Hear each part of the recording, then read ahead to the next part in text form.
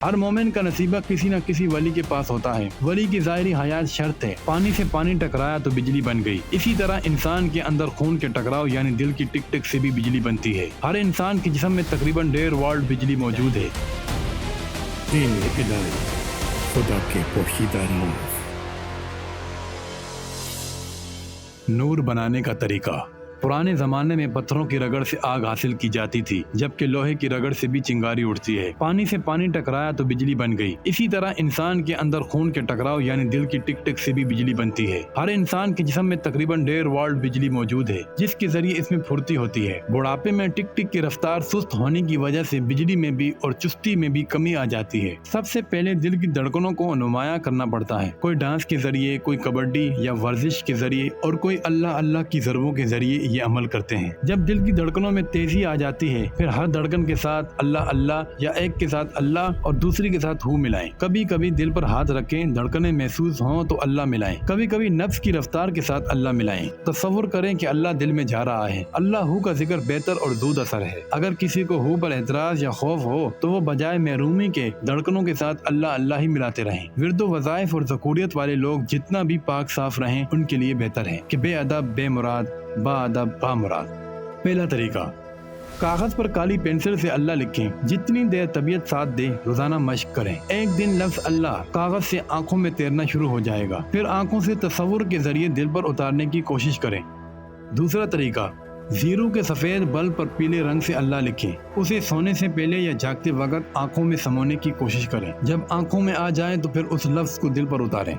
تیسرا طریقہ، یہ طریقہ ان لوگوں کے لیے ہے جن کے رہبر کامل ہیں اور تعلق و نسبت کی وجہ سے روحانی امداد کرتے ہیں۔ تنہائی میں بیٹھ کر شہادت کی انگلی کو قلم خیال کریں اور تصور سے دل پر اللہ لکھنے کی کوشش کریں۔ رہبر کو پکاریں کہ وہ بھی تمہاری انگلی کو پکڑ کر تمہارے دل پر اللہ لکھ رہا ہے۔ یہ مشق روزانہ کریں جب تک دل پر اللہ لکھا نظر نہ آئے۔ پہلے طریقوں میں اللہ ویسے ہی نقش ہوتا ہے جیسا کہ باہر لکھا یا دیکھا جاتا ہے، پھر جب دھڑکنوں سے اللہ ملنا شروع ہو جاتا ہے تو پھر آہستہ آہستہ چمکنا شروع ہو جاتا ہے۔ چونکہ اس طریقے میں کامل رہبر کا ساتھ ہوتا ہے، اس لیے شروع سے ہی خوش خط اور چمکتا ہوا دل پر اللہ لکھا نظر آتا ہے۔ دنیا میں کئی نبی ولی آئے، ذکر کے دوران بطور آزمائش باری باری اگر مناسب سمجھیں تو سب کا تصور کریں۔ جس کے تصور سے ذکر میں تیزی اور ترقی نظر آئے، آپ کا نصیبہ اسی کے پاس ہے، پھر تصور کے لیے اسی کو چن لیں، کیونکہ ہر ولی کا قدم کسی نہ کسی نبی کے قدم پر ہوتا ہے۔ بے شک نبی ظاہری حیات میں نہ ہو، ہر مومن کا نصیبہ کسی نہ کسی ولی کے پاس ہوتا ہے۔ ولی کی ظاہری حیات شرط ہے، لیکن کبھی کبھی کسی کو مقدر سے، کسی ممات والے کامل ذات سے بھی ملکوتی فیض ہو جاتا ہے، لیکن ایسا بہت ہی محدود ہے۔ البتہ ممات والے درباروں سے دنیاوی فیض پہنچا سکتے ہیں، اسے اویسی فیض کہتے ہیں، اور یہ لوگ اکثر کشف اور خواب میں الجھ جاتے ہیں، کیونکہ مرشد بھی باطن میں اور ابلیس بھی باطن میں، دونوں کی پہچان مشکل ہو جاتی ہے۔ فیض کے ساتھ علم بھی ضروری ہوتا ہے، جس کے لیے ظاہری مرشد زیادہ مناسب ہے۔ اگر فیض ہے علم نہیں تو اسے مجذوب کہتے ہیں، فیض بھی ہے علم بھی ہے اسے محبوب کہتے ہیں۔ محبوب علم کے ذریعے لوگوں کو دنیاوی فیض کے علاوہ روحانی فیض بھی پہنچاتے ہیں، جبکہ مجذوب ڈنڈوں اور گالیوں سے دنیاوی فیض پہنچاتے ہیں۔ اگر کوئی بھی آپ کے تصور میں آ کر آپ کی مدد نہ کرے تو پھر گوہر شاہی ہی کو آزما کر دیکھیں۔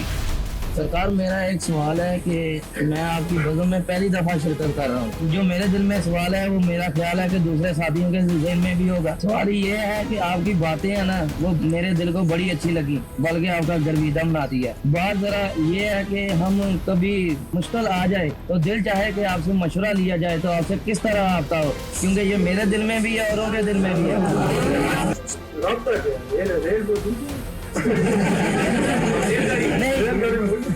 سوال میرا یہ ہے کہ کچھ لوگ وقت کی کمی کے باعث نہیں آ سکتے، کچھ سب سے پہلے سلطان صاحب فرماتے ہیں کہ میں کچھ 40 سال کامل کی تلاش میں 40 سال کامل کو تلاش کرتا، اب کئی سال ہو گئے طالب کی تلاش میں،